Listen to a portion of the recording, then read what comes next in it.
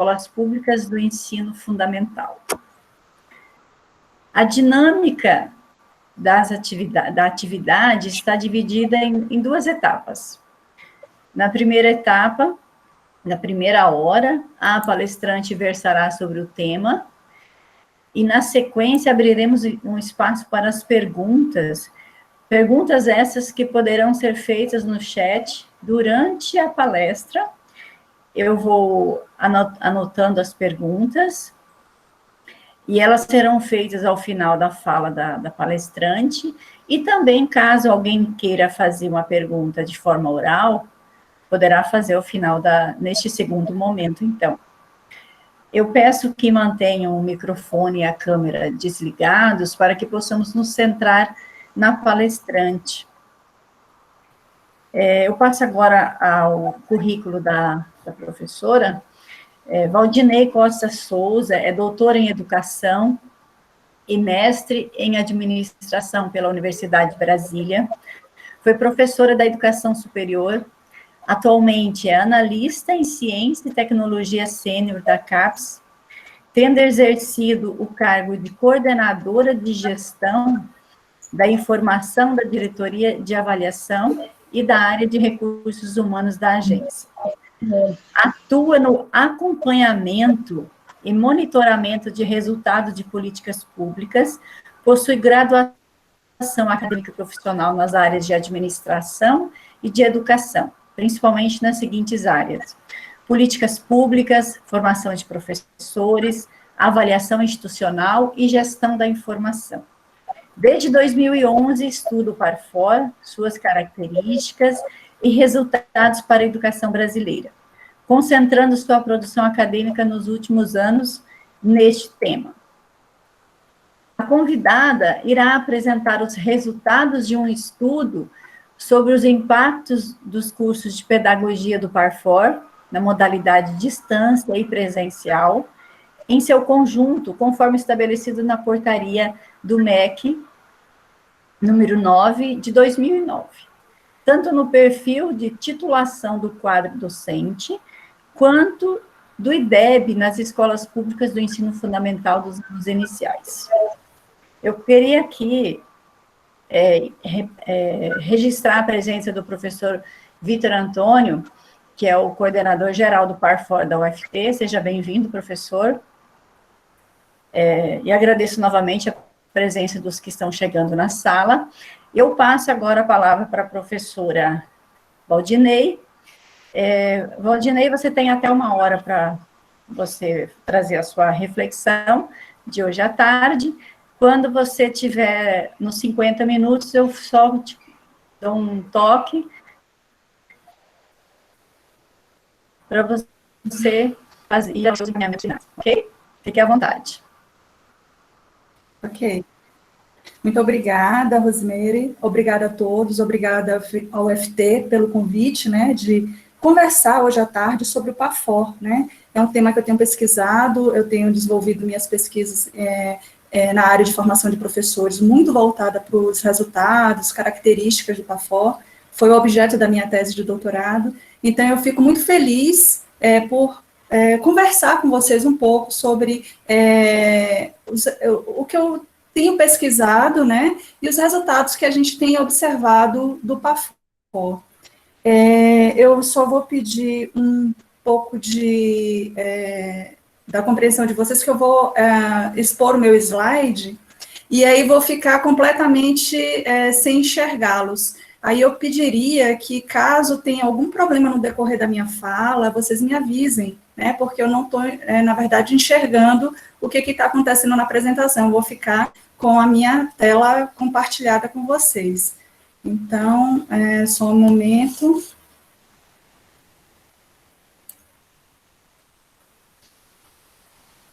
Eu preciso que alguém tire essa apresentação que está aí para eu poder apresentar a minha, né? Ou não há necessidade? Alguém poderia me orientar? Eu posso compartilhar minha tela? Pode compartilhar, sim. Ok, obrigada. Pode sim. Aí qualquer coisa a gente avisa aqui pelo microfone. Muito obrigada. Então, vou apresentar então aqui. Vou compartilhar a tela. Por favor, me deem um retorno se vocês estão vendo a minha apresentação, tá? Porque...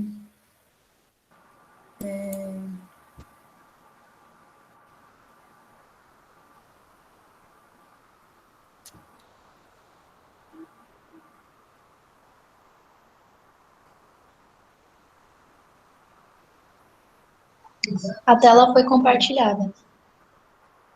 Ok, estou só esperando ela terminar de carregar. Então, tá. Então, como a professora Rosemary já apresentou, a gente vai conversar hoje um pouco sobre o impacto do PAFOR nas escolas públicas de ensino fundamental.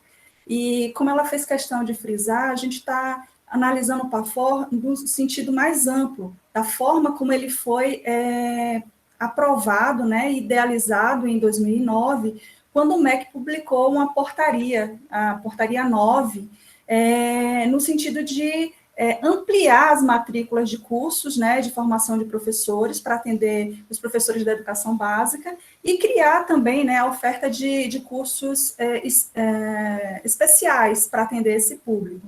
Então, a gente está vendo isso numa perspectiva tanto da oferta presencial desses cursos, quanto da oferta à distância. Isso é importante frisar, porque como o nome PAFOR foi utilizado para nomear, né, a oferta presencial, era o PAFOR presencial, muitas vezes, quando a gente fala em PAFOR, vem à mente imediatamente o programa presencial, né, a oferta presencial, é bem natural isso. No entanto, quando ele foi concebido, a ideia era atender o público, né, os professores da educação básica, também por meio da oferta à distância, principalmente nos cursos de formação de professores fomentados pela UAB.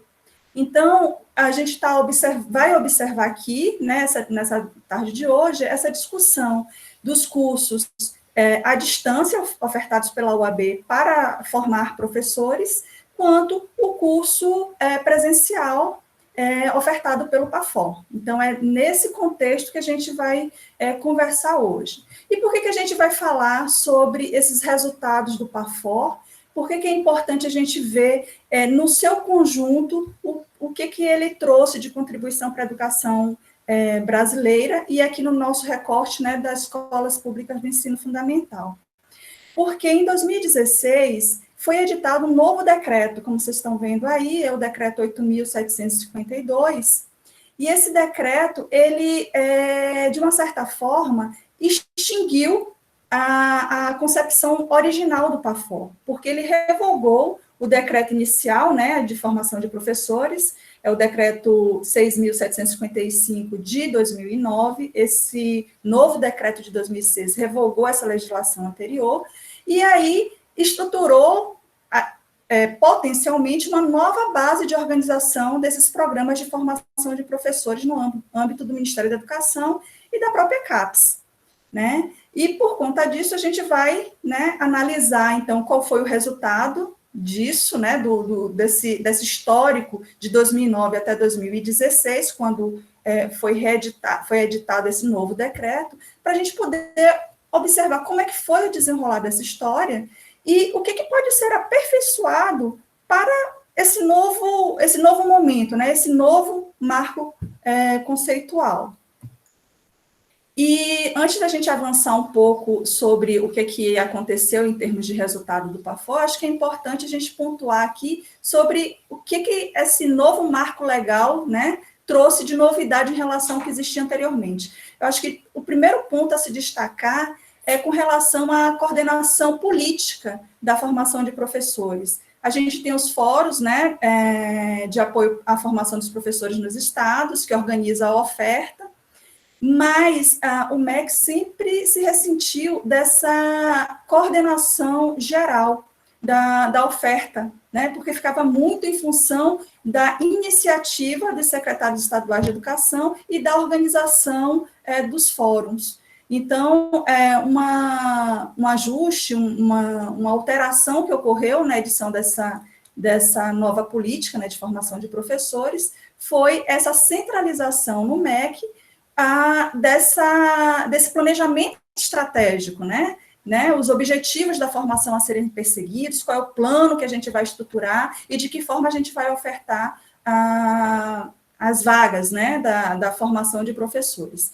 E isso é muito importante porque um estudo que eu fiz em 2013, inclusive foi a partir da publicação desses resultados que a professora Rosemary entrou em contato comigo, a gente viu assim, muito claramente a questão da influência política em relação às matrículas que ocorria dentro do PAFOR, né? Quanto mais próximo do partido, o partido do Estado, né, do governo do Estado, o partido da ocasião, do governador do Estado, era próximo do mesmo partido partido político do governo federal, mais ofertas de vagas a gente tinha naquele Estado.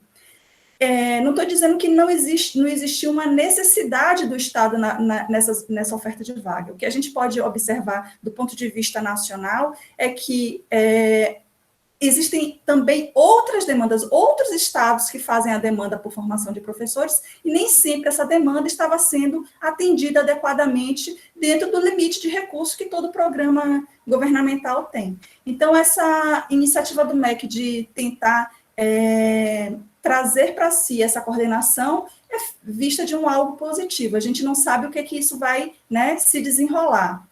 Hoje, tanto o PAFOR presencial quanto o PAFOR à distância, por meio da OAB, continuam. Eles seguem meio que na inércia do que foi a legislação anterior.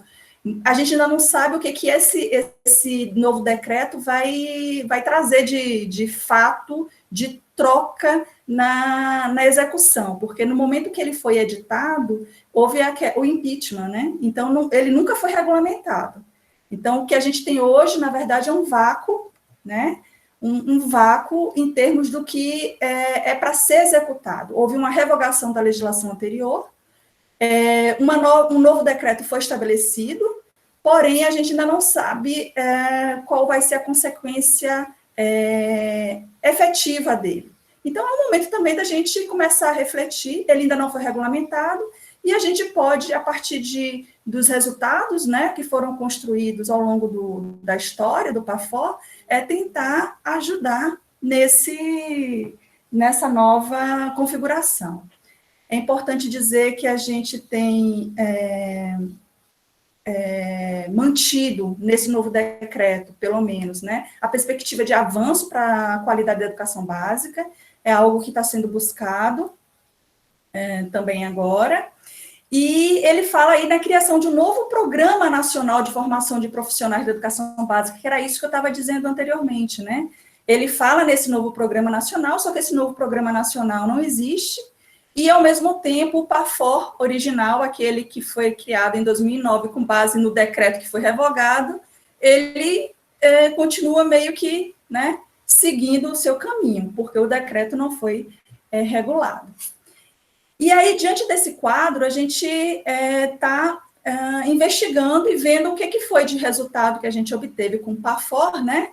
E a gente desenhou, então, um modelo de pesquisa. Vamos investigar o impacto disso, né? Os resultados concretos que essa ação de formação de professores da educação básica trouxe, de fato, para as escolas. Então, a gente viu os cursos, né, na sua plenitude, tanto os presenciais como os à distância. A gente observou os dados de turmas e titulados de 2009 a 2014, porque a gente precisava aferir esse resultado até 2015, uma vez que no início de 2016, em tese, o PAFOR, do jeito que foi criado, ele deixou de existir pela edição do novo decreto. Então, foi uma tentativa de circunscrever essa avaliação ao período oficial, legal, enquanto a legislação estava em vigor. Então, a gente tem toda a produção de titulação, de formação de alunos até 2014, os impactos que isso gera para o sistema educacional em 2015, e aí a gente teria, então, essa análise. Importante também destacar que eu recortei o universo do PAFOR no curso de pedagogia.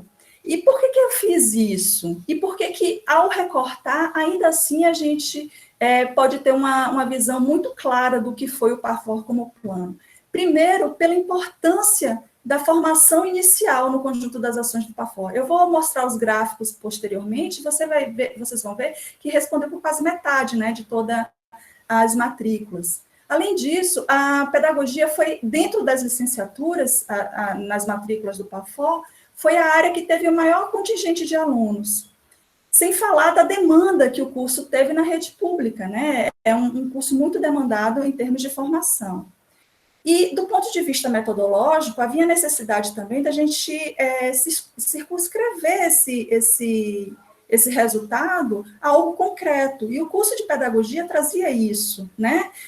Eu não podia misturar a formação pedagógica com a formação inicial, aquilo que é esperado durante a formação de professor de matemática ou de letras em relação a um pedagogo. Então, a gente escolheu o curso mais representativo e aí, então, a gente pôde analisar de forma um pouco mais pontual e profundamente os resultados do programa. Aqui alguns gráficos, só para a gente ter uma noção do que isso representa. Então, a gente viu aqui 400 mil matrículas, né, de alunos do PAFOR, sendo que na licenciatura, ó, metade dessas matrículas, né, cerca de 241 mil, um pouco mais da metade, né, foi na licenciatura. Daí a importância do PAFOR. E de olhar esse curso de pedagogia, né? Quando a gente olha aqui na distribuição da matrícula, a gente vê que a pedagogia foi responsável por cerca de 28% das matrículas dentro da formação, dentro da licenciatura, né? 28% foi na área de pedagogia. A segunda área, que foi a licenciatura em matemática, ela respondeu por 13% das matrículas. Daí a gente vê qual foi o volume, né, de alunos formados nesses cursos. E aqui a gente também pode ter um dado sobre a importância desse curso em termos de perfil de formação dos docentes no Brasil. Em 2009, quando o plano foi lançado, cerca de 60, considerando todo, né, o volume de docentes, a gente tinha cerca de 67% com nível superior, sendo que desses, 64% eram licenciados. Quando a gente vê um recorte apenas da educação infantil e do Fundamental 1, os professores que atendem a esse nível de educação, essa etapa, a gente vê que desses professores, 56% tinham educação superior, né, eram formados de um nível superior, abaixo, 10 pontos percentuais abaixo do que acontece na média geral. E quando a gente vai olhar a formação em pedagogia, era apenas de 17% dos professores. Então, daí a gente percebe essa necessidade de formação e de todo o esforço, quando a gente observa isso ao longo dos anos, né, a gente vê todo o esforço que foi feito e como isso tem repercutido positivamente. Então, a gente saiu no patamar de 17% de professores com pedagogia nessa etapa de ensino, e em 2019 a gente já chega a 58%, né? Bem mais próximo daquilo que é esperado para a formação. Ainda não é ideal, né? O ideal é que todos os professores que atuem nessa etapa possam ser licenciados em pedagogia, mas a gente já vai nesse sentido, e a gente percebe que o PAFOR, ao priorizar esse nível de formação e essa área de formação, contribuiu também, né, seguiu o fluxo do que era necessário. Diante desse quadro, é importante falar que a gente observou o impacto do PAFOR, né,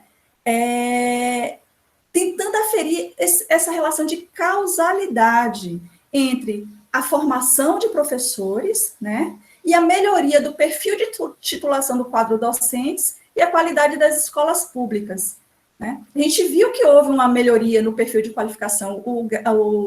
A tabela anterior que eu mostrei para vocês deixa isso muito claro, Porém, até que ponto aquele aumento se deve às ações do PAFOR? Qual é a contribuição do PAFOR naquela melhoria do perfil de qualidade? No perfil de formação dos professores. E mais do que isso, né, como é um princípio da política, né, que essa formação repercuta também na qualidade da escola pública, se isso realmente aconteceu. E por que a gente foi ver isso? Primeiro, a gente precisa recordar ou destacar o conceito de avaliação de impacto que a gente está observando. Então, a gente vê impacto como efeito, como essa marca que foi impressa, né, na educação, que é o nosso objeto aqui de discussão. Então, primeiro é localizar que marca é essa. Não são todas as marcas que a gente vai buscar essas que são principais. E além disso, avaliar se essas marcas são positivas ou negativas, né, exige legitimidade. Então, quando a gente fala de avaliação, a gente vai buscar esse impacto, identificar esse impacto, mas também a gente vai criar um juízo de valor sobre esse impacto para poder, a partir disso, subsidiar mudanças, né? Mudanças sempre para poder melhorar e implementar de forma mais consistente aquilo que a gente tá avaliando. E mais do que isso, para ser legítimo, ele tem que estar previsto como objetivo. Então, essas marcas que a gente vai buscar, elas precisam ser legítimas, e para serem legítimas, elas têm que estar contempladas no objetivo que o plano queria atender.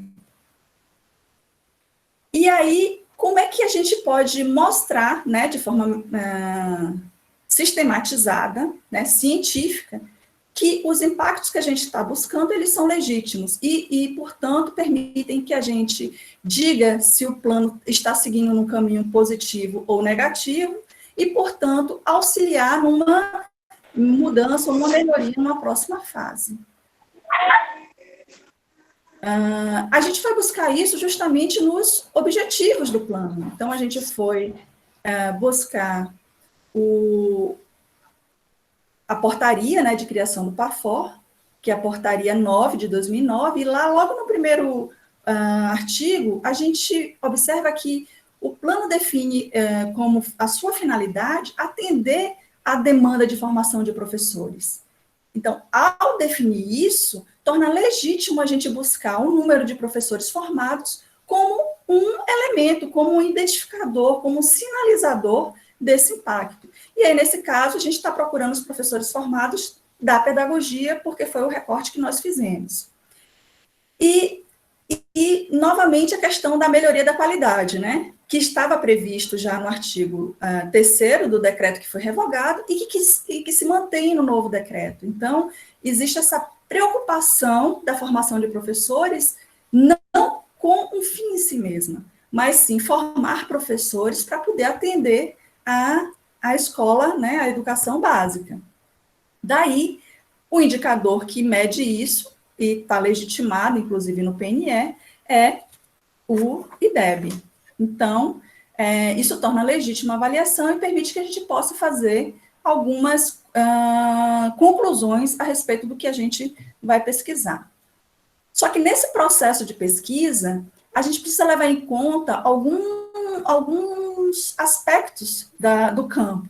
A primeira é a carência de investigações entre a relação formação de professores e aprendizagem de alunos, né? Tem um artigo muito ilustrativo dessa situação. Ele foi, na verdade, é um livro, né?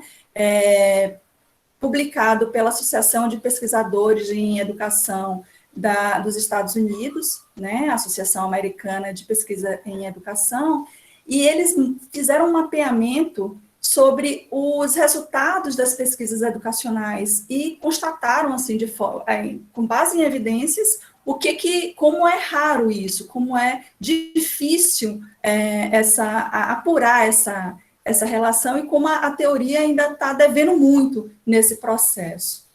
Além disso, a gente tem que considerar que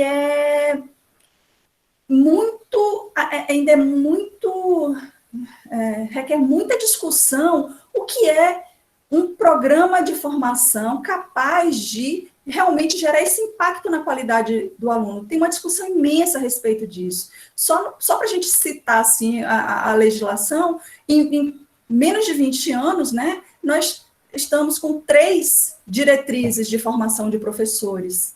Né? A última foi aprovada no final de 2009, ainda tem uma agora que está sendo produzida para formação continuada. Então, só de formação inicial, né, a gente já teve 3, vamos ter uma 4ª agora, com a formação continuada.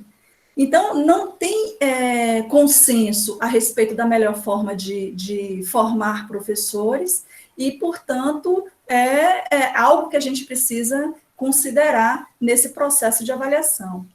Além disso, os caminhos metodológicos, pela própria carência de investigação, eles não estão muito claros e definidos. A gente tem pouca pesquisa a respeito disso no mundo, que dirá no Brasil. Então, assim, é importante destacar também a relevância teórica dessa pesquisa, quando ela traz essa discussão da investigação da relação entre formar professores e qualidade, e, ao mesmo tempo, discutir caminhos metodológicos para a gente conseguir traçar, né, essa relação e, portanto, contribuir com evidências, né, trazendo evidências sobre que caminhos a gente poderia seguir para poder melhorar ainda mais esse impacto da formação de professores na qualidade da educação.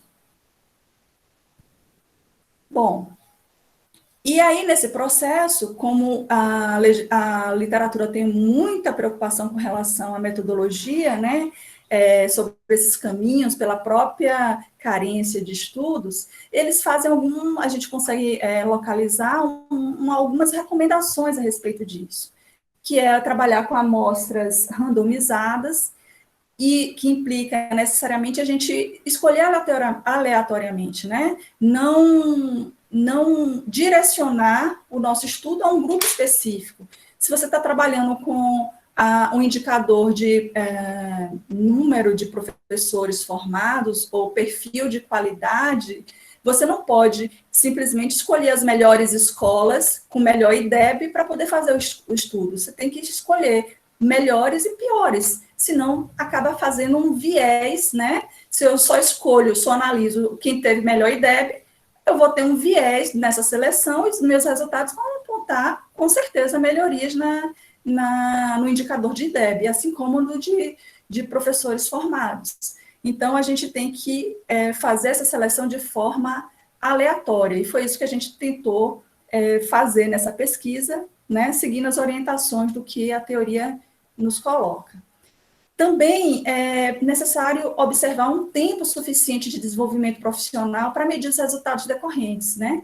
E a gente fez isso, a gente estabeleceu que os professores formados até 2014, nem todos se formaram em 2014, né? Mas alguns sim, seriam capazes de promover em 2015 algum tipo de resultado, seja nos indicadores, né, do Censo da Educação Superior, que mede a quantidade de professores nas escolas, seja no IDEB, na hora de fazer, né, a avaliação da qualidade dos alunos. Isso porque os professores já estavam em atuação na escola. Então, eles não foram, pelo recorte do programa, né, pela forma que o programa foi montado, a gente está trabalhando com professores que já estão em sala de aula. Então, esse tempo a gente julgou como suficiente para a aferição desse impacto. Uma outra preocupação quando a gente está trabalhando com indicador de qualidade, né, desempenho de aluno, é que os testes que medem esses desempenhos, né, dos alunos, eles sejam padronizados, né? Então, eles sejam comparáveis entre si. E, felizmente, o nosso SAEB, né, anteriormente Prova Brasil, ele permitia isso. Ele tem uma teoria de referência ao item, utiliza a TRI como metodologia de montagem das provas, e, portanto, elas são comparáveis, né? em termos de nível de dificuldade, de assuntos que são abordados, temas que são abordados. Então, os itens, eles são muito semelhantes, são diferentes, mas são comparáveis entre si. E, portanto, utilizar o IDEB para fazer essa medição é viável. Além disso, uma outra preocupação é o poder estatístico, para poder dizer que houve ou não houve esse impacto, né? E isso a gente tentou fazer utilizando uma teoria das diferenças e diferenças que a gente vai conversar um pouquinho agora. Então, na abordagem metodológica do estudo, o que a gente fez? A gente fez um desenho quase experimental para poder aferir quais foram os desempenhos do grupo de controle nesses dois indicadores que a gente selecionou, né? Quantidade de professores, de quantidade de pedagogos atuando na escola e o IDEB da escola, sempre considerando que a nossa unidade de análise aqui é a unidade escolar, né? Então, eu estou olhando a quantidade de pedagogos formados, atuando na escola, e estou olhando também o IDEB daquela escola, né? Tanto no grupo de controle, ou seja, no grupo de escolas escolhidas de forma aleatória, que não participou, que não teve nenhum professor participando do PAFOR, quanto naquele grupo de escolas que teve professores atuando no PAFOR, né? Então, foi um desenho quase experimental. E a gente utilizou ainda o método da diferenças em diferenças, para poder aferir esse impacto. Ora, os dois grupos, eles estão no sistema educacional, então eles estão aí, são escolas que estão sofrendo essa carência, né, da relação família-escola, da presença da família, a questão da violência também. Então, tudo isso está afetando ambos os grupos, né? E se afeta os dois, por que um vai melhor do que o outro? O método da diferença e diferença tenta buscar isso. Só para explicar um pouco graficamente como é que seria, mais ou menos assim, a gente teria um grupo de controle, ou seja, escolas que não participou do PAFOR, não teve nenhum professor vinculado ao PAFOR, e um grupo de tratamento, escolas que participaram.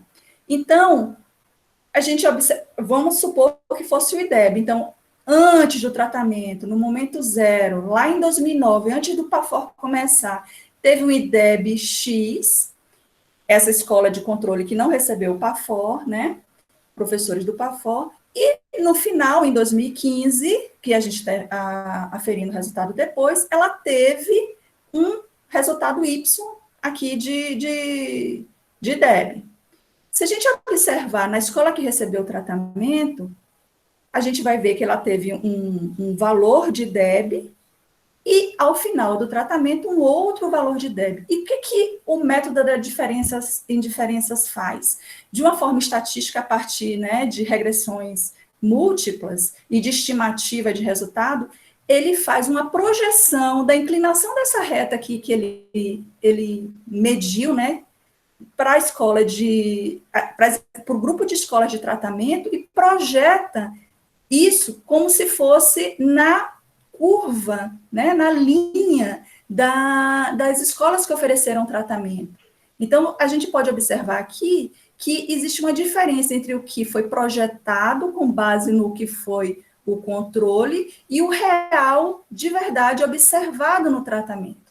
Se essa diferença é positiva, como é no caso aqui desse exemplo, houve um impacto positivo. Então, o método vai utilizar essas estatísticas. Graças a Deus, existem sistemas, né, pacotes estatísticos que permitem a gente calcular isso de forma rápida, né? Já está mais ou menos que dentro do pacote estatístico, e a gente utiliza uma função, né, para poder fazer isso, e já evita muita continha que a gente não precisa fazer e que a gente deixa os estatísticos, né, formar o pacote para a gente. E foi isso que aconteceu. E a gente utilizou os dados, né, vindo justamente do SISUAB para os cursos, né, quantidade de titulados, informações sobre quais seriam essas escolas que esses alunos estavam, da educação à distância.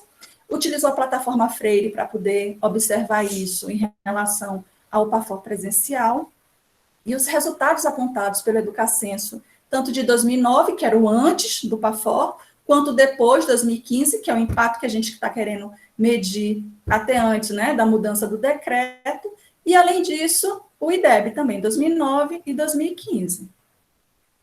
Só para poder falar um pouco mais da metodologia, a gente primeiro identificou, né, com base nesse conjunto de dados, quais eram as escolas que tinham IDEB 2009 e 2015, porque fazia parte do grupo, então não adiantava só ter recebido PAFOR ou não ter recebido PAFOR para fazer tratamento e controle. Ela tinha que ter IDEB gerado em 2009 e 2015. A gente, então, pôde separar essas escolas, né, que participaram do PAFOR, e aí ia para tratamento, né, para o que a gente analisou de tratamento, quem teve, as escolas que tiveram concluintes em pedagogia. Esse foi o nosso tratamento, nosso grupo de tratamento, são essas escolas. Quando a gente olha o grupo de controle, são justamente as escolas que não tinha nenhum participante do PAFOR e que, portanto, puderam ser escolhidos de forma aleatória, né? Evitando justamente aquele viés de seleção que nós falamos anteriormente. Daí a gente encontrou 1.388 escolas no tratamento, escolhemos o mesmo número de escolas no controle para poder fazer a avaliação dos resultados, os indicadores dessas escolas, né, entre si. Antes de falar um pouco desses indicadores, o que a gente achou, né, do impacto em si, que são os próximos slides, eu gostaria de mostrar algumas coisas aqui que chamam a atenção e que influenciam diretamente nesse impacto. Por quê? Nossa principal variável é titulados em pedagogia do PAFOR, né? Então, se eu tenho um menor número de titulados em pedagogia, provavelmente eu vou ter um menor número de titulados, um impacto também menor, já de cara, por conta dessa diminuição, né, desse número inferior de titulados. E aí já entra um primeiro elemento para a gente colocar aqui como atenção para um próximo programa nacional, né, de formação de professores, como está previsto nesse decreto, que é a questão da preocupação com os titulados. Então, a gente vê aqui, a gente teve 117 mil titulados no total geral, à distância presencial. Não sei se vocês se recordam no primeiro slide, a gente estava falando de 400 mil matrículas. Então, um quarto a gente titulou. Isso é um número muito pequeno, né? Muito abaixo de 50%.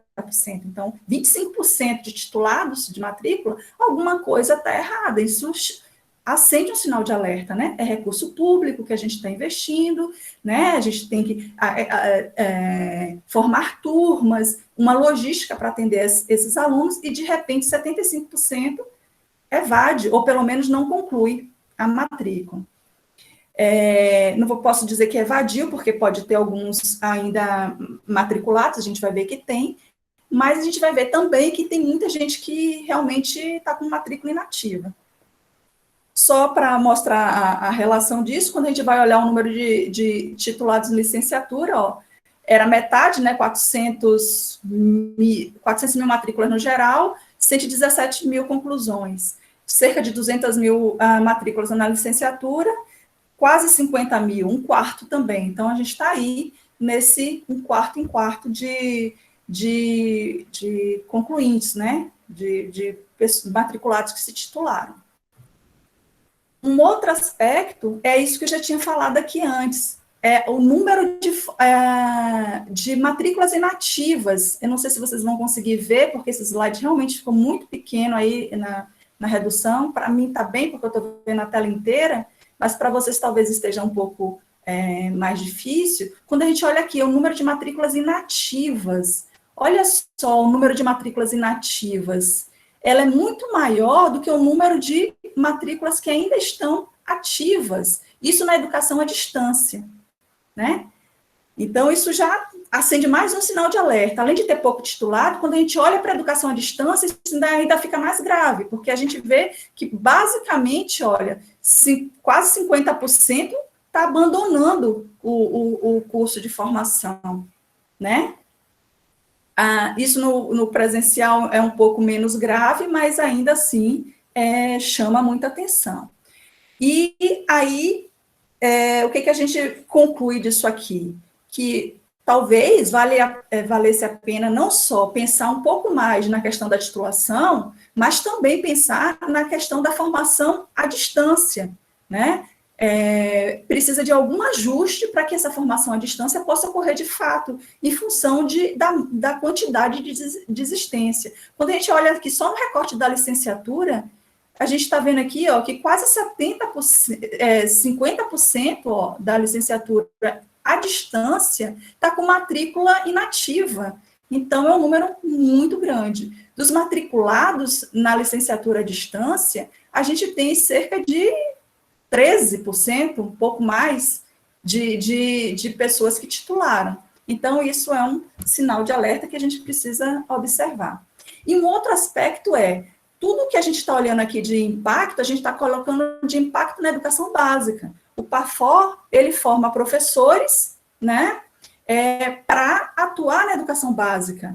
Ele fez seleção especial, porque eram professores que já estavam atuando nas redes, né, nem todos fizeram vestibular, né, eles passaram por uma seleção especial para isso. Então, é preciso observar que existe um número muito grande de pessoas que foram matriculadas no PAFOR e não são professores da educação básica, não entra no censo, não entrou no censo pelo menos de 2015. E por que não entra? A gente sabe, existe uma fragilidade no contrato, na contratação de professores no Brasil. Nem sempre os professores são concursados e gozam da estabilidade que precisam e merecem para desempenhar o seu trabalho. E, portanto, quando muda prefeito, principalmente, né, às vezes existe uma rotatividade muito grande. Eu ouvi depoimento de coordenador do PAFOR, principalmente lá do Pará, dizendo exatamente isso, né? Eu não sei qual é o caso do Tocantins, talvez vocês possam esclarecer, mas no Pará acontecia demais isso. Na verdade, no Pará e estados do Nordeste também, Maranhão, Piauí, muito, troca o prefeito, praticamente troca todos os professores, e é claro que a universidade começa com um professor que estava em sala de aula, mesmo com um contrato frágil, mas foi matriculado, não pode simplesmente trocar aquele professor e trazer o novo que está sendo contratado pelo prefeito, né? Então fica um descolamento entre o processo de formação e a questão do professor. Talvez por isso, nesse novo decreto, né, tá lá aquela previsão lá da prova docente, né, além de um novo programa de formação, eles também estão prevendo aí a questão da prova docente, foi tudo junto. Por que isso? Não só para testar a qualidade dessa formação, mas talvez também para poder dar um repertório ao município de contratação de professores que possa continuar, né, após, sem essa rotatividade quando muda um prefeito, né. Então, é muito grave que, por exemplo, 1/3 dos alunos do PAFOR presencial, por exemplo, eles estejam fora do Censo da Educação de 2005. Eles não aparecem, ou seja, não são professores da educação básica. E isso traz também um impacto para o resultado que a gente vai aferir. E aqui vem os efeitos, né? Aqui vem o impacto que foi gerado, que a estatística, né, do diferenças e indiferenças gera. Então, ele gera uma estimativa, né, média, com base em regressão múltipla, e ele estimou, eu vou começar por baixo, que os cursos, o grupo, né, de controle, ou seja, aqueles que não tinham professor, as escolas que não tinham professores do PAFOR, participando do PAFOR, eles tinham, em média, né, 4,6, ou seja, quase 5 professores pedagogos nos seus quadros, em 2009. Quando a gente observa as escolas do PAFOR, é um menor. Então, em média, tem 4 professores. Então, um professor a menos do que as escolas do controle. Quando a gente observa o resultado em 2005, a gente observa uma mudança. Tem mais professores formados em pedagogia nas escolas que receberam PAFOR do que nas escolas de controle. Isso é um sinal positivo. E essa diferença apurada, está aqui embaixo, ó, ele estima aqui embaixo a diferença apurada. É válida? A gente pode considerar como válido? Bom, o erro nessa previsão estatística aqui é de menos de 1%. Então, tem 99% de chance de que, de fato, na realidade, a gente tenha pelo menos um professor a mais nas escolas que receberam, né, foram beneficiadas de alguma forma pelo PAFOR. E o gráfico aqui mostra isso muito claro, ó, de onde é que elas saem. Geralmente as escolas do PAFOR, ela tem uma média menor, né, de pedagogos, e ela fica aqui maior no final de 2015, né, depois que acontece o programa, que ele inicia basicamente em 2010, 2009, final de 2009, 2010, não é isso? E aí, quando a gente vai olhar o IDEB, a gente já não vê isso de uma forma tão clara. A gente percebe aqui que, mais uma vez, o tratamento, ou seja, as escolas que vão para o PAFOR, que receberam professores do PAFOR, elas também têm o IDEB mais baixo do que as escolas do controle, né? Levemente mais baixo.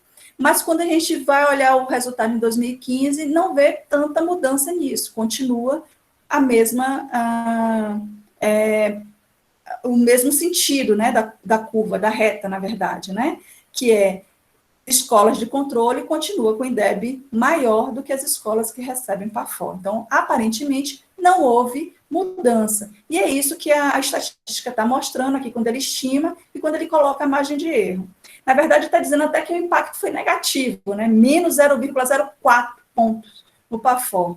Desculpa, no IDEB das escolas que receberam professores do PAFOR.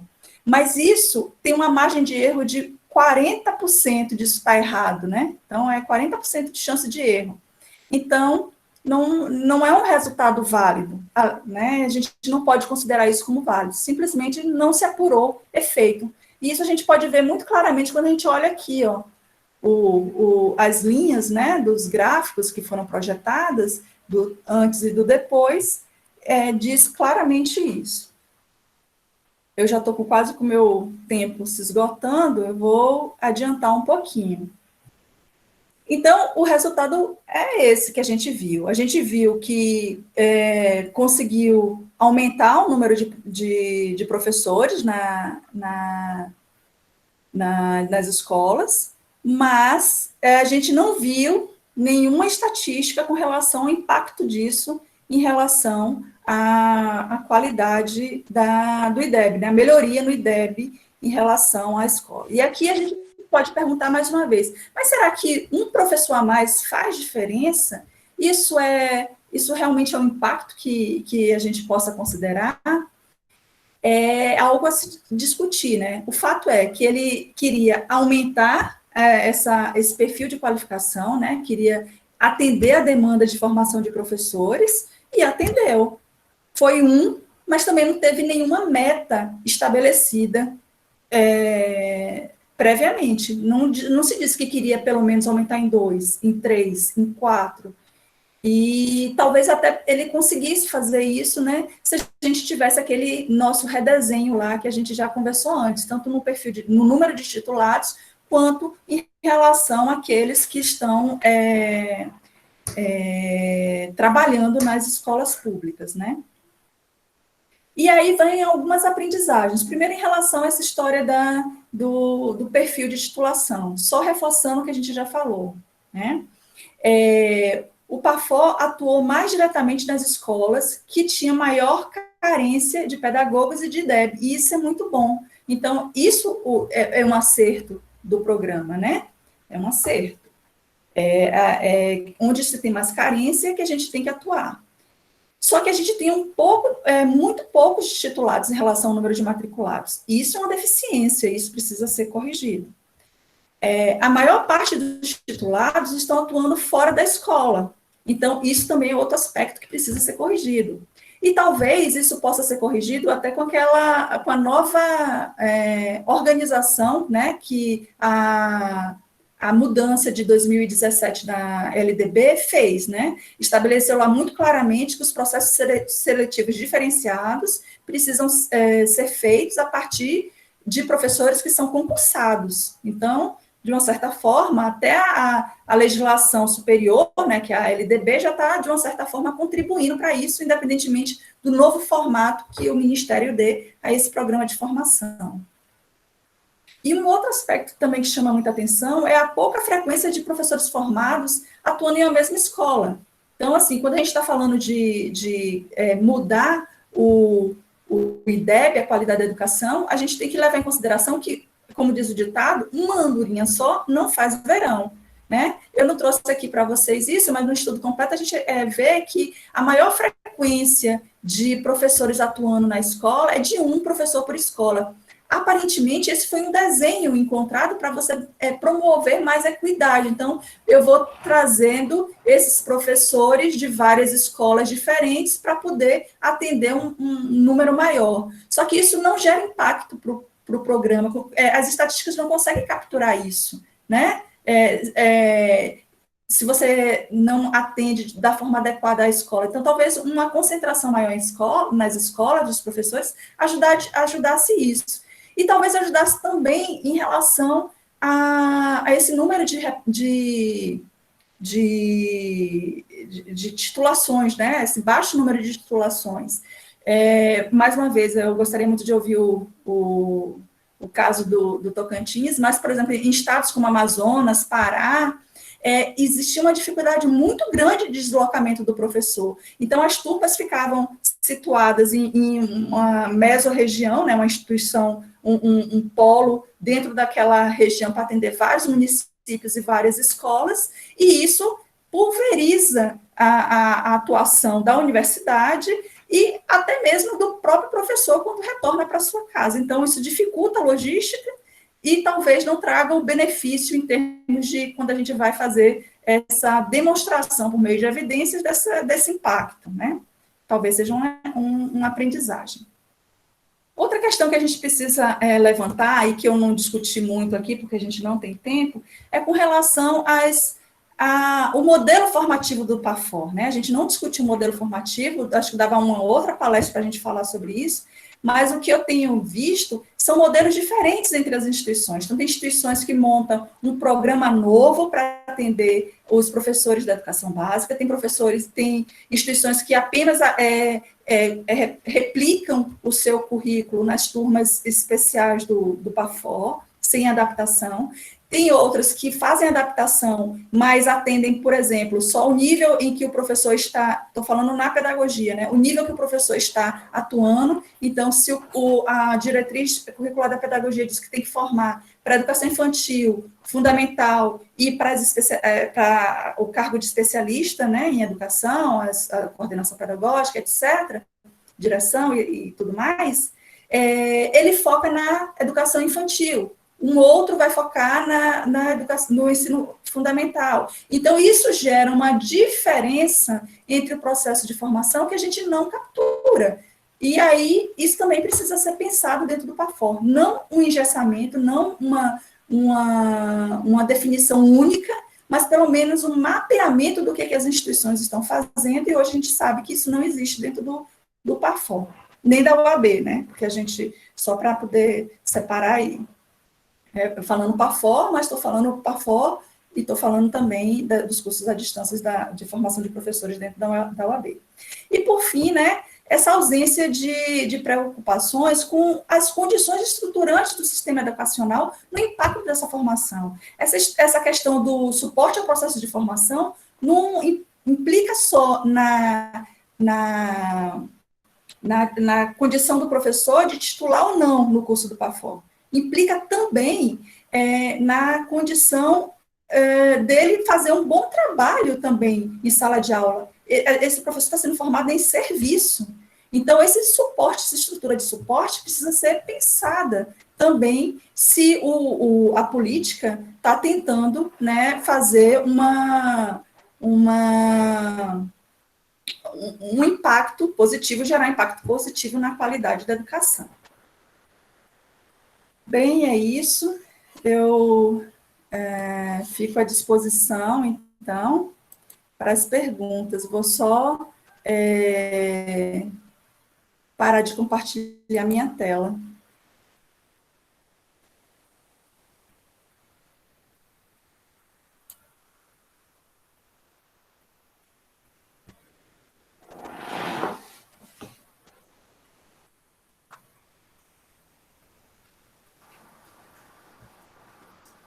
Ok, professora Valdinei, obrigada. Gente, está tão escuro aqui, eu vou pedir só licença um pouquinho, eu vou acender a luz, porque vai cair uma chuva enorme aqui e eu estou totalmente no escuro. Só um minuto. Ok.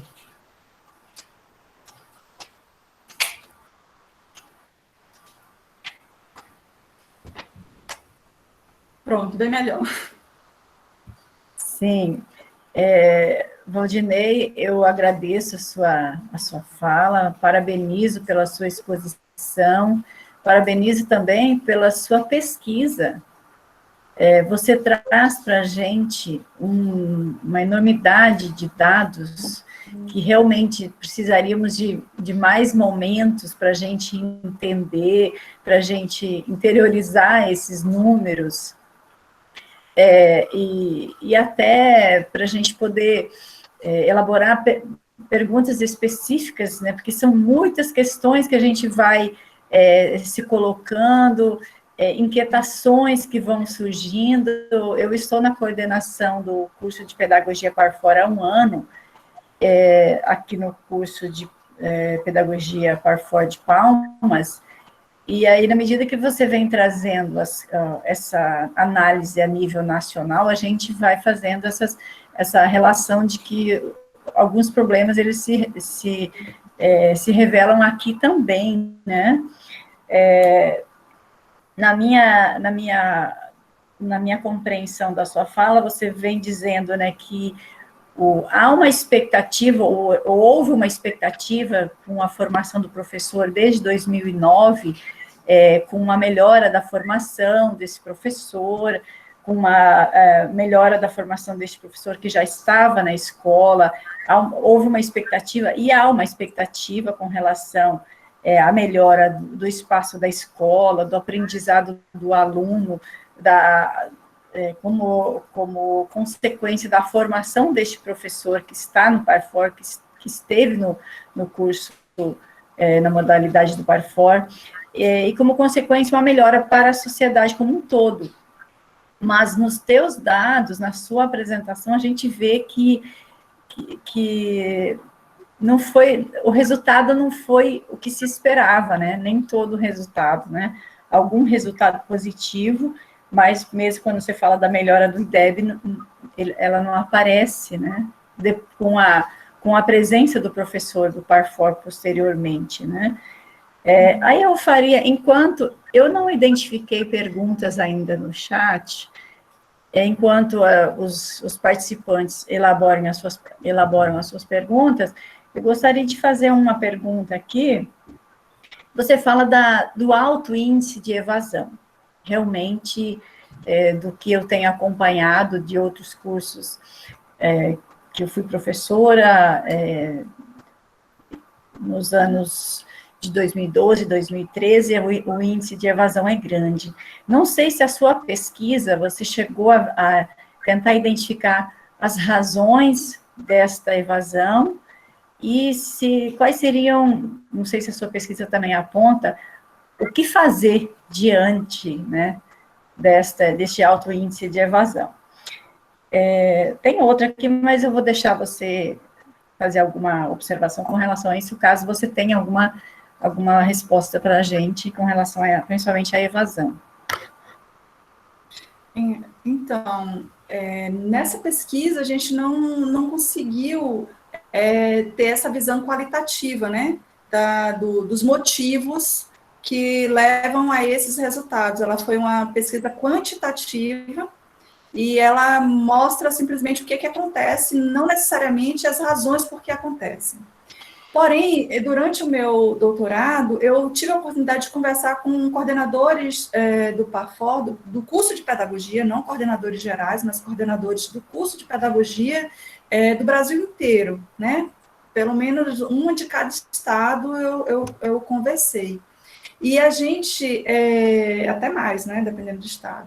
E o que a gente via, principalmente nas regiões onde a gente tem a maior quantidade de matrículas, né, que é Norte e Nordeste, puxadas principalmente por Bahia e Pará, é essa dificuldade. Primeiro, Bahia, pela sua...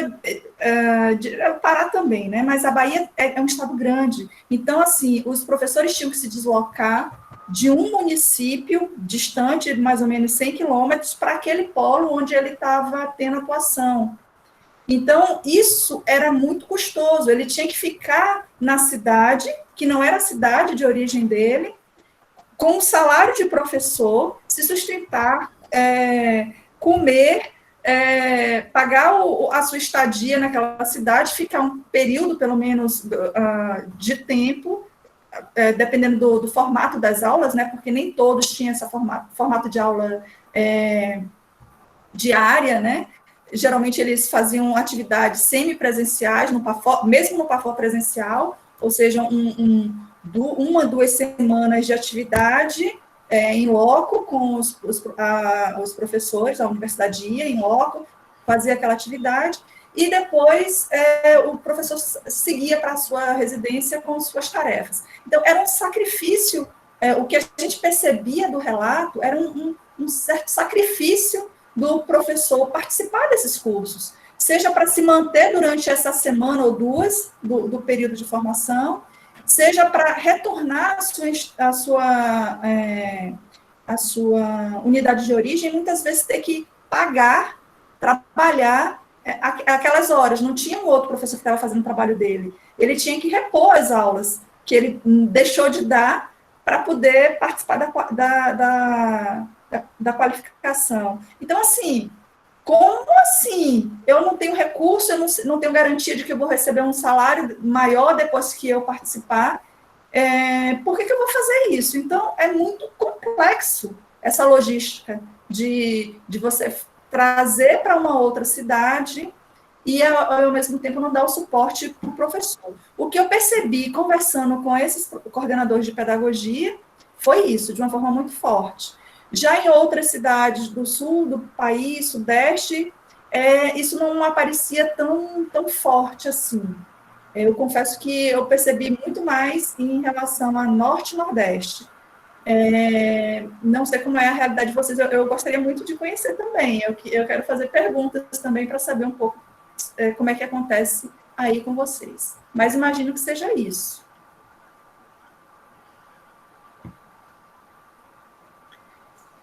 O microfone está aberto para alguém que queira fazer alguma pergunta para a professora, ou caso queira escrever a pergunta aqui no chat, fiquem à vontade.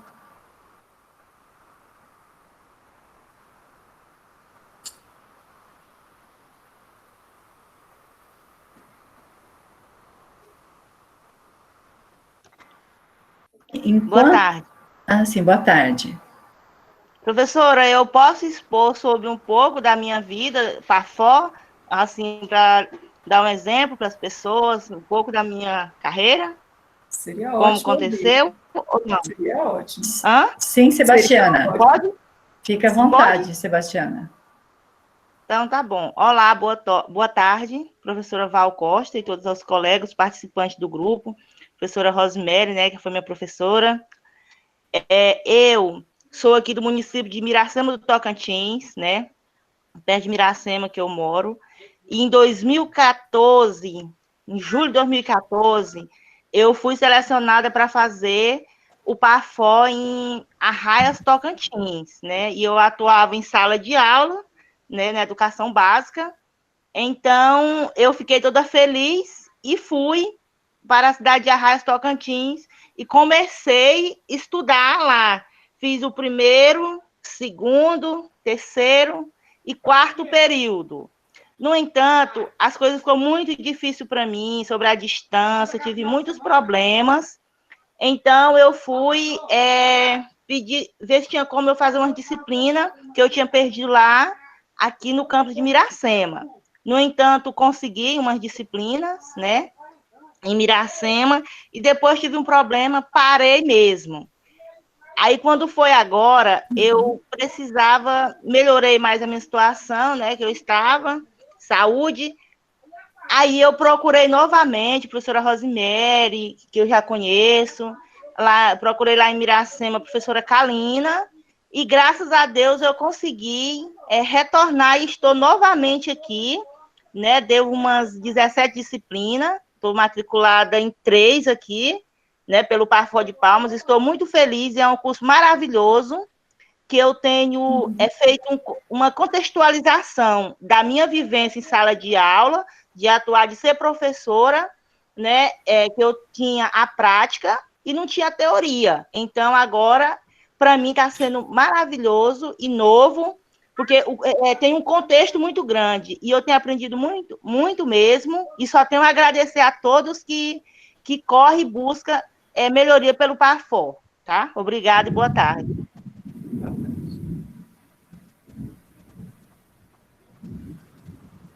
Obrigada, Sebastiana, pelo seu relato e parabéns pela sua insistência na tentativa de continuar visando a sua conclusão do curso depois dessa sua jornada, que eu conheço um pouco da sua jornada, como você disse, fui sua professora no presencial, e eu espero vê-la formanda até o final do ano que vem.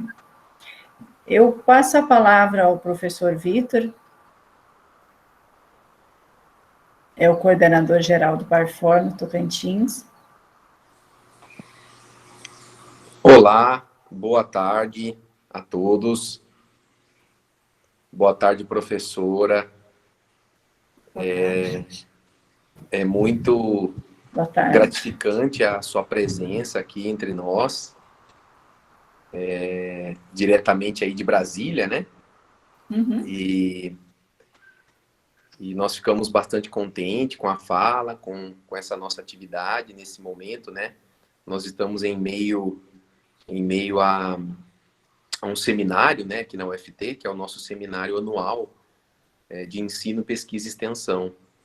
Então, foi muito bom poder participar aqui desse momento. Ontem também nós tivemos, à tarde, uma outra palestra que abordou o Parfor, só que abordou o Parfor de Libras. É um curso de letras libras do Parfor que nós temos em Porto Nacional.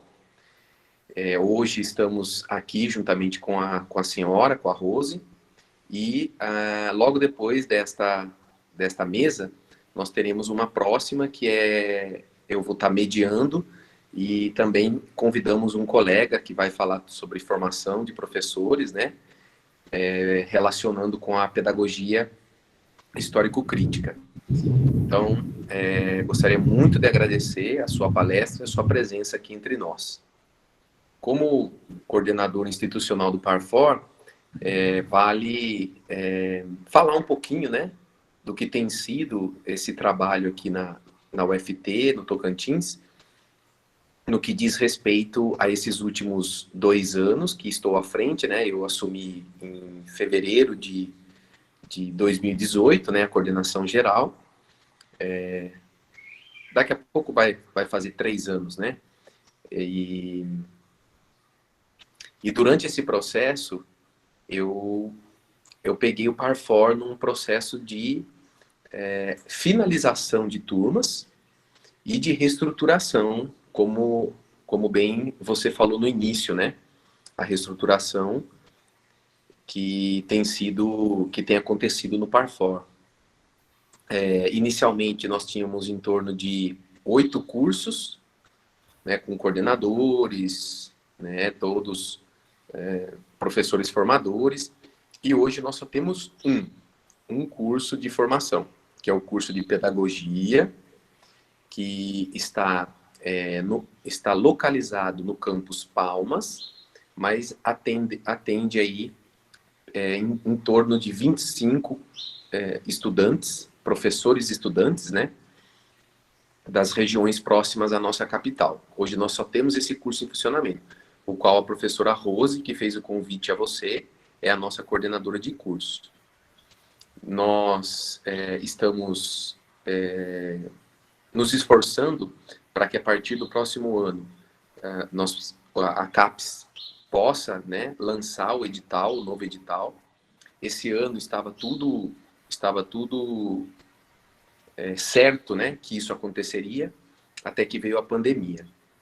Nós tínhamos feito uma grande divulgação aqui no Tocantins para poder nos aproximar dos professores que ainda não têm formação.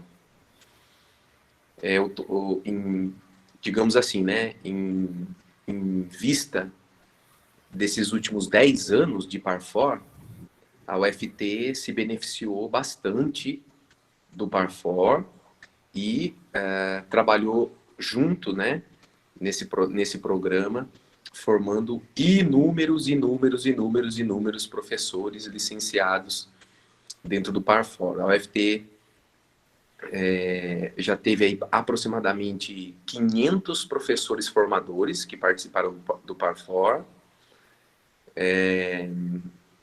Todos os cursos de licenciatura da UFT, em algum momento, ofereceram a modalidade do Parfor. Né? Então, a universidade já foi respirou muito o Parfor, né? E nós entendemos que o programa realmente beneficiou não só a instituição, no sentido de colaborar com aporte financeiro, no processo de qualificação, formação profissional, equipamento de laboratórios, atividades pedagógicas, eventos, programações, semanas científicas, apresentação de trabalhos, como a Sebastiana estava falando, né? Nós temos muitos testemunhos de alunos, né, que passaram pelo Parfor, que realmente são testemunhos muito bacanas, né, dessa relação que eles conseguem estabelecer entre o ambiente escolar e o seu processo de formação, né, que é algo muito único, né, que somente o Parfor consegue estabelecer essa relação, né? Porque os cursos de formação de professores, o vínculo com o campo de trabalho acaba acontecendo mais nos momentos de estágio, né, ou algum projeto de extensão, alguma atividade extracurricular. Diferente do Parfor, que desde o primeiro dia que eles estão matriculados até o último, eles são professores, né? Trazem uma experiência riquíssima e agregam uma série de informações, conhecimentos ao longo da formação. Então, como coordenador hoje, o que nós estamos trabalhando é exatamente nos esforçando para manter, né, o programa. E, como eu disse, temos apenas uma turma, mas com a esperança de que novos editais possam acontecer e novas turmas se abrir. Porque, com certeza, o Tocantins ainda tem muitos professores para se formar. Até o final de 2015, basicamente, que é o último dado que nós temos lá no IBGE, o Tocantins ainda é um estado que não chega a ter 12% da sua população formada no ensino superior. Então, isso significa que nós temos aí quase 90% das pessoas que vivem aqui no Tocantins ainda buscando formação superior, né? Ou elas estão matriculadas, ou elas estão em andamento de formação, ou ainda elas não se formaram, né?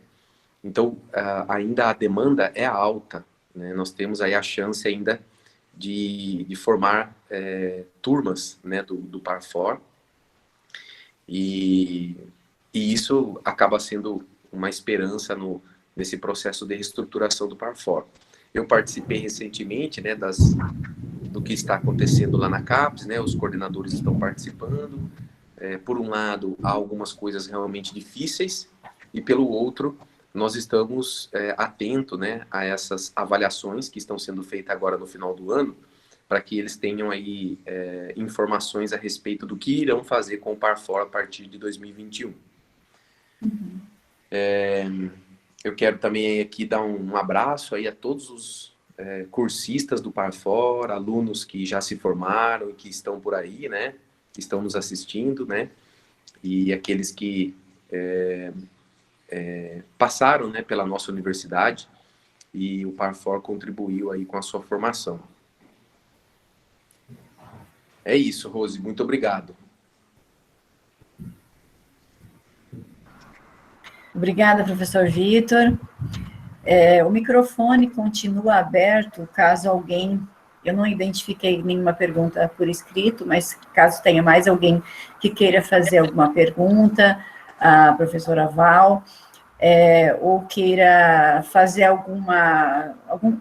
fazer algum comentário sobre a sua experiência enquanto aluno. Eu vejo aqui que os nossos alunos que estão no curso, a grande maioria dos alunos estão na sala, se não todos estão na sala. Caso alguém queira fazer alguma pergunta ou falar sobre a sua experiência, ou mesmo sobre a sua angústia com relação ao andamento do curso, o microfone está aberto, nós temos ainda 8 minutos de tempo antes da gente encerrar.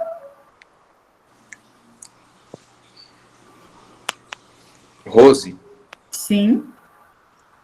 Desculpe intervir no meio aí, sim. Mas eu tive um problema técnico aqui com o meu computador, e é por esse motivo que eu tô no celular.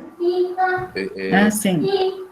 E se você puder fazer a gentileza de tirar um print depois, né, do pessoal para enviar para a comissão, né, nós agradecemos. Sim, eu fiz uma foto, mas eu faço mais duas. Não, então tá. Para a gente registrar. Não, se você já fez... Tá Meu ótimo. filho quis aparecer também, mas ele já saiu de cena. Não, se você já fez, tá ótimo. Tá ok. Enquanto o microfone do próximo vai ser aberto, eu peço, eu gostaria que a professora Val disponibilizasse para a gente o link do seu texto, do resultado da sua pesquisa, se for possível, porque acho que é um material rico para estar disponível. Talvez já esteja, mas eu não encontrei ainda na internet, só encontrei a sua outra pesquisa anterior.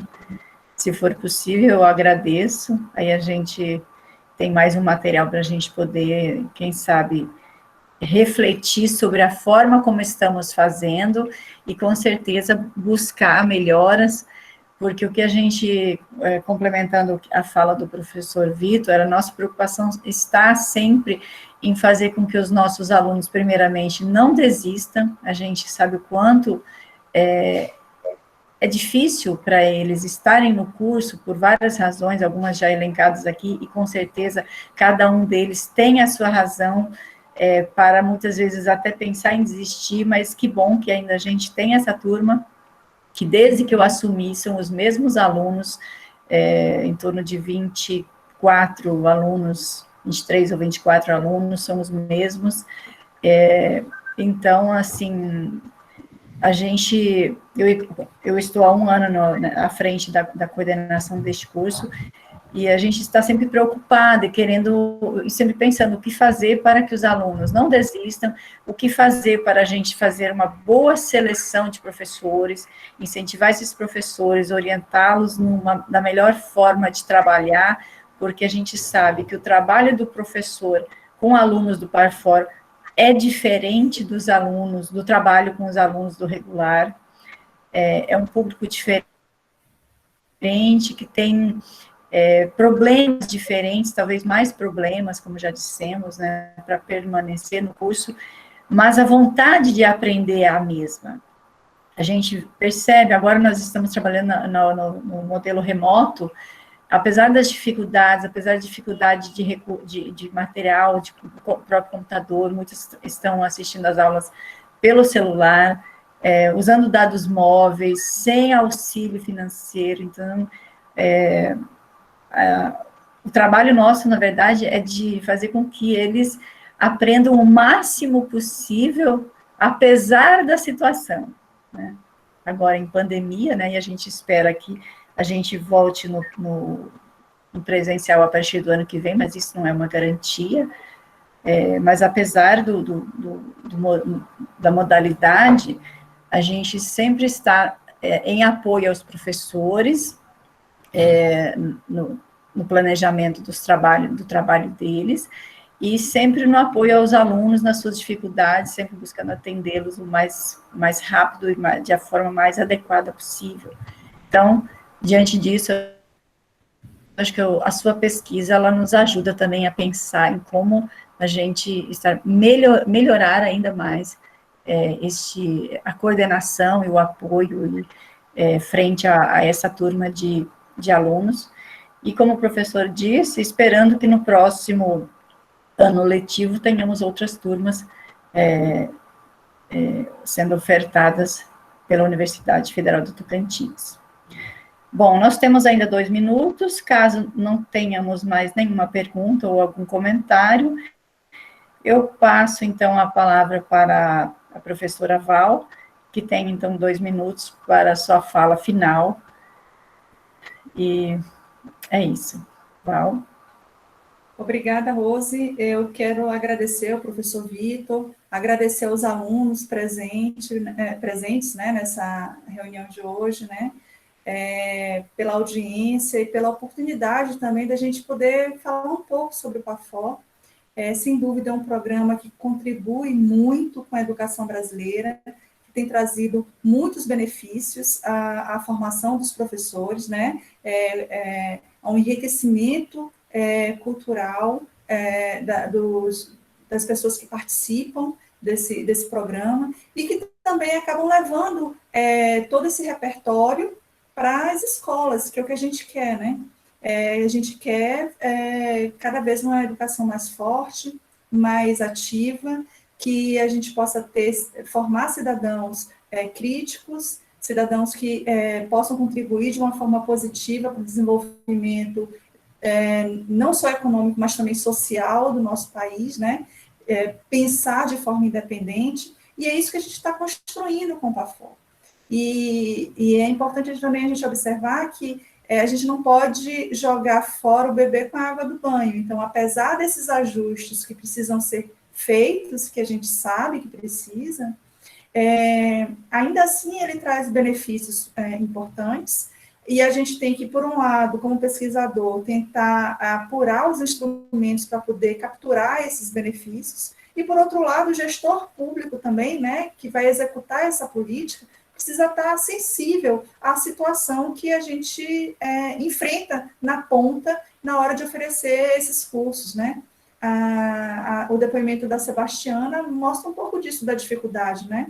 Nesse momento, vocês têm uma turma que não tem evasão, mas nem sempre isso é a realidade que acontece no Brasil, e a gente precisa cuidar disso, cuidar com mais carinho.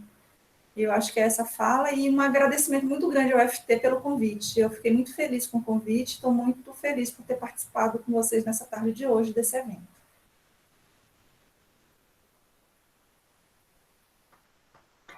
Ok, professora Val. Eu agradeço novamente o seu aceite para estar conosco nessa tarde, para falar, então, sobre o impacto do PAFOR nas escolas públicas do ensino fundamental. Eu agradeço imensamente a equipe da organização do evento, pelo ajuste que foi feito durante a palestra aqui. Agradeço a presença de todos que optaram por assistir a esta palestra agora à tarde. Nós tivemos aqui, num momento, mais de 80 pessoas na sala.